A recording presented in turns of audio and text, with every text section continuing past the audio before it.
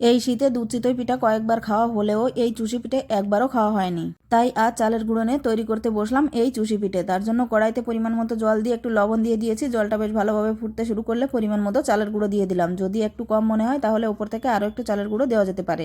বেশ ভালোভাবে স্পুনের সাহায্যে চালের গুঁড়ো এবং জল মিলিয়ে নেওয়ার পর একটা পাত্রে নামিয়ে হাত দিয়ে বেশ ভালোভাবে মথে নিতে হবে। তারপর একটা ভিজে কাপড় দিয়ে ঢেকে রেখে তারপর অল্প অল্প ডো নিয়ে চুষি পিঠার শেপ দিয়ে নিলাম। দেখো আমার সবগুলো চুষি পিঠা রেডি হয়ে গেছে। এবার একটা পাত্রে অল্প একটু জল দিয়ে এতে পরিমাণ মতো গুড় দিয়ে মেল্ট করে নিলাম। তারপর একটা পাত্রে 1 কিলোর মতো দুধ দিয়ে বেশ ভালোভাবে ফুটিয়ে নেওয়ার পর এর ভেতরে দিয়ে দিলাম চিনি এবং এলাচ গুঁড়ো। আবার সবকিছু মিলিয়ে নেওয়ার পর এর ভেতরে দিয়ে দিলাম চুষি পিঠেগুলো। 10 মিনিটের মতো রান্না করে নিলেই চুষি পিঠেগুলো সেদ্ধ হয়ে যাবে। তারপর এখান থেকে 2 স্পুনের মতো আমি একটা পাত্রে সরিয়ে রেখেছি। বাকিটার ভেতরে আগে থেকে মেল্ট করে রাখা গুড় দিয়ে দিলাম। তারপর বেশ ভালোভাবে মিলিয়ে নিলেই আমাদের গুড়ের চুষি পিঠেও রেডি হয়ে যাবে। তো চিনি এবং গুড় দুটো দিয়েই এই রেসিপিটা আমার খুবই ভালো লাগে। তোমাদের কার কোনটা পছন্দ কমেন্ট বক্সে জানিয়ে যাও। আজকের মতো এই পর্যন্তই। সবাই খুব ভালো থেকো, সুস্থ থেকো, টাটা।